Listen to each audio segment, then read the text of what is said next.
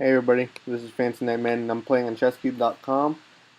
This is where I'm going to play my Blitz games because on Chess.com I really like to just stick it to longer games, which should be fine. I'm going to go ahead and do this, what is it called, Sicilian the Nimzovich? Or Russell attack, that's what it's called. Where I threaten to double his pawns on the C file, which isn't a bad thing for a Sicilian player, but if you don't really know how to make that work, then you're going to have issues with it. Let's go ahead and develop my knight.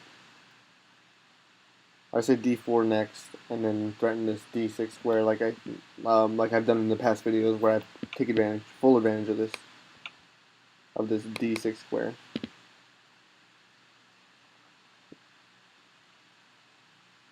So if we do see pawn capture, knight capture, he does have that bishop coming out, which might be an issue for me, but yep, it's an issue for me, I think. Well, no, it's not a total issue because that bishop can jump out, but it'll be independent. My thoughts were bishop coming out, threatening my queen. I can't do anything about it. So that's bad. I just miscalculated bad. Okay, so what can I do? I could threaten to take control of that square, so I'm going to go ahead and do that. Take control of that square.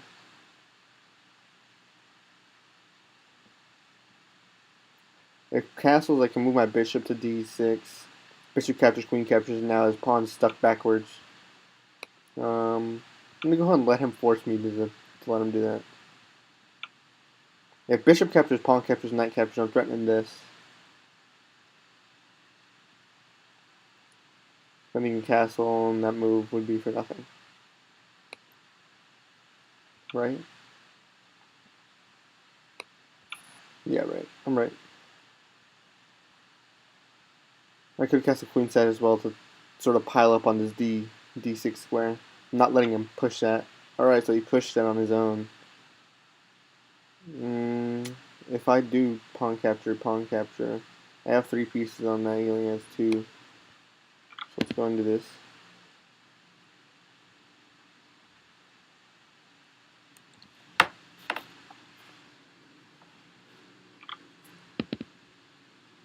Bishop captures, knight captures, knight captures. Somebody captures. I think I would have to, no, I don't have to capture it now. Now I still have 4 attackers and he only has 2 defenders on it right now. Alright, so now I can continue with my attack. If I do knight captures, what are the threats that come with that?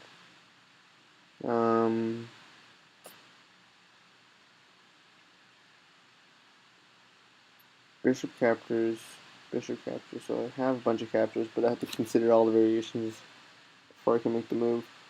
Knight captures is the best move, it's probably going to be knight captures, opening up. Then he would have bishop captures, queen captures, rook captures. My rook would be isolated in the center, and after a move like castles, he'd be fine. I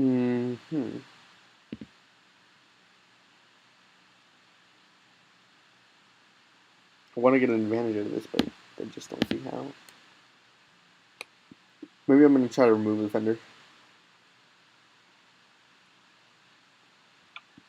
I get a pawn, I guess, but let's see.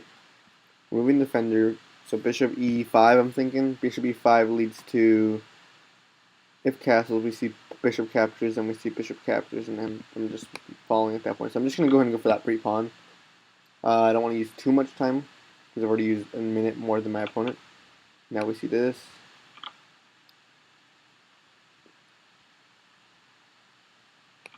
The skewer comes in.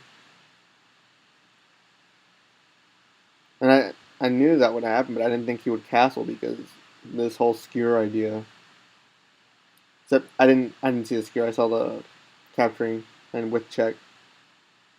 So I was like, he can't really do much. So are you gonna capture? Are you gonna capture? I mean, are you gonna move out? Are you gonna move a rook over? If he moves rook over, then I can just capture with bishop. After rook captures, we see his knight in trouble because I threatened to double his pawns, so okay, I don't like that move just because I can just capture, or I can just do nothing. Let's see, what can I threaten? If bishop captures rook captures rook, queen captures, bishop captures, and they can stunt off that bishop. So I'm probably gonna go ahead and go with this variation where I see bishop captures rook, get an exchange.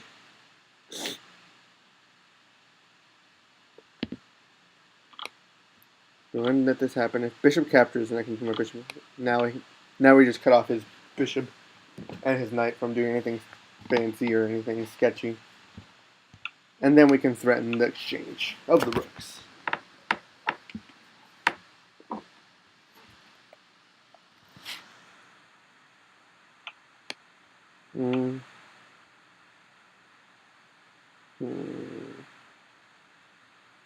It's not making it any easier, but I guess he's not supposed to.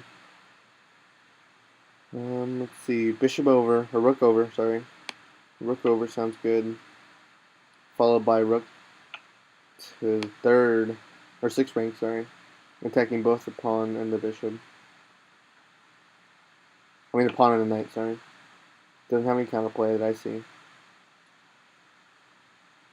Then I can swing over my rook, threaten that bishop, pin the knight, the rook to the bishop, and then bring my second rook over. Okay, so we're seeing defense of that. But I don't know if that's best. I should just continue with my idea of attacking that bishop. So rook over, or rook up. If rook up, I just pin it diagonally, or horizontally. Sorry. So let's say wants to exchange, which is totally fine by me. Right now, would it be smart?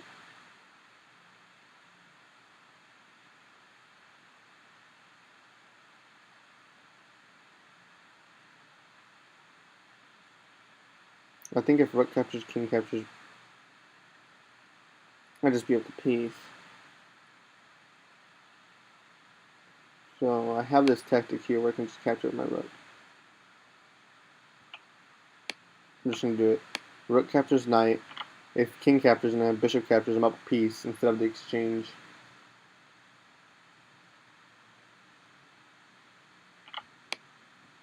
There you go. Which makes things a whole lot simpler for me. Especially considering that I can jump around and be fancy. But okay, so this is going pretty well for us. Okay, so I think I'm going to go ahead and attack this pawn. My time's running low, really low. That's what happens when I haven't used the Rossalimo attack, but I'm using it.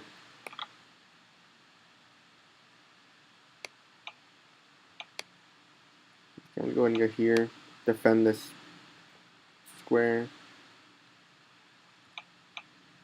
I can even attack that pawn after I move my bishop. I'm going to go there. I'm trapping in my own bishop, or rook, which is not good. I'm going to go and do this. Rook here. Not letting you get any advantages out of me. Come on.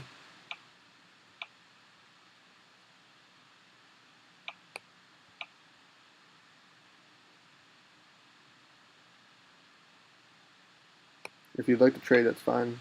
100% A-OK. Do this.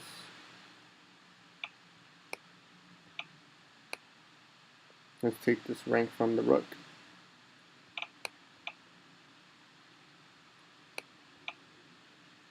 Would you like to trade the rook for the rook and make it easy on me? He's not going to make it easy on me.